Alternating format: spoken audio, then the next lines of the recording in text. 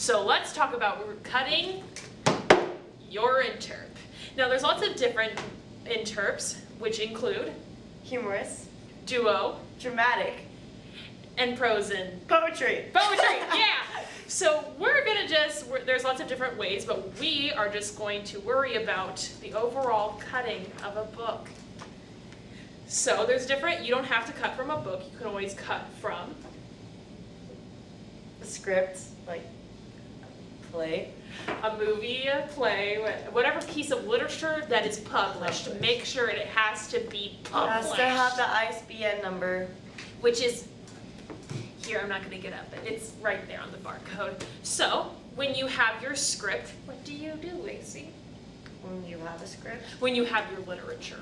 You have to read the content and highlight things that you like about it. Now, if you're doing a humorous, highlight funny things, but keep in mind, have somewhat of a plot line. Don't just highlight funny things that you like. Highlight something that you could kind of create into a story. And then same thing goes for dramatic, but it has to be dramatic. And then for duo, make sure there's an equal amount of different characters' lines. So one does not outshine or have more lines than the other. Now, make sure when you're reading your book that you read cover to cover and don't just skim, because you need to know the full understanding of the book. After you read the whole book as once, and you decide that you want to use this book, make sure to read it again, and highlight as you go by. And tab. And tab. Let's talk about tab.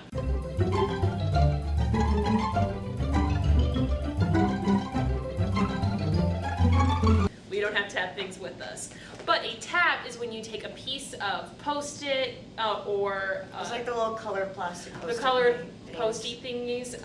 That kind of helps you, okay, because it kind of is annoying when you want to find little things that you're highlighting, and what if you want to go back to it. It's just a struggle when you're not organized. So tabbing kind of makes the whole process more organized, and it helps you feel more prepared, I guess, as you're cutting your script.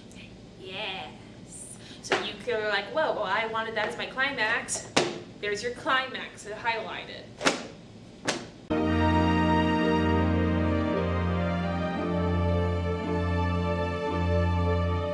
And there's something we interpreters like to call cut, chop, trim / chip. So what you do is the cutting part. The cutting part, what we just explained, is highlighting whatever you like, tabbing it, blah, blah, yada, yada, going crazy with it, having a party with your book. Now it's time to get serious. Cut, chop now, okay? So you always want to highlight a lot, because it's better to have too much than too little. Because if you have too little, you have to go back and find more information, or, I don't know, writing.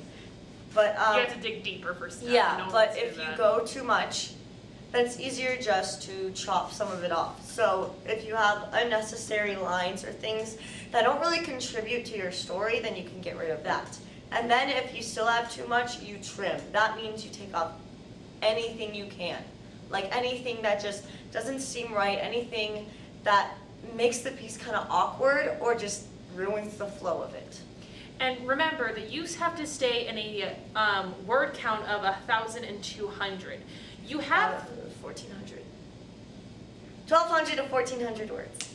10 minutes. Yes, it has to be 10 minutes. So you can't have 2,000 words, because then you're just going to have jumbled, and you can't have time for dramatic pauses or humorous pauses or just duo time to show that you guys are doing a duo. Yeah.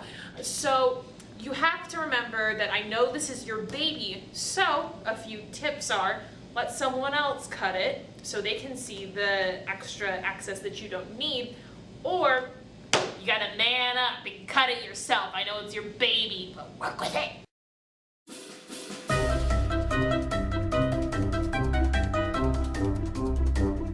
Very good. So while you're cutting, you have to think about the plot line. So the plot line is pretty much your story. And as you know, beginning, climax, resolution. Now you have 10 minutes to do this, so you can't have a bunch of filler stuff that you don't need. You can't have more rising and falling that doesn't need to be there. And it's just a lot of muchness that just doesn't really contribute to your story at all. What you really want to make stand out is basically introducing your character in the beginning, kind of getting started to lean up, so you have to have, you know, some sort of a engagement.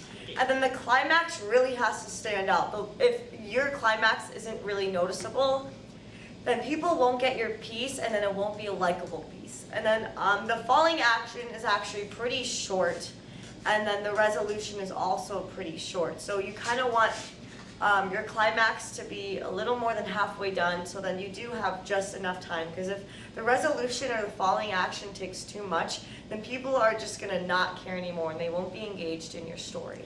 And make sure that your climax isn't too long, because no one wants to see so much action at one time, or they will get lost. And make sure your climax doesn't need to be this ginormous thing that's like, hey, look at me. You don't have to scream, you don't have to cry, you don't have to do crazy stuff and humor. It's a time that makes everything happen. Yeah, happen. And now Megan is going to talk about recutting. Let's go!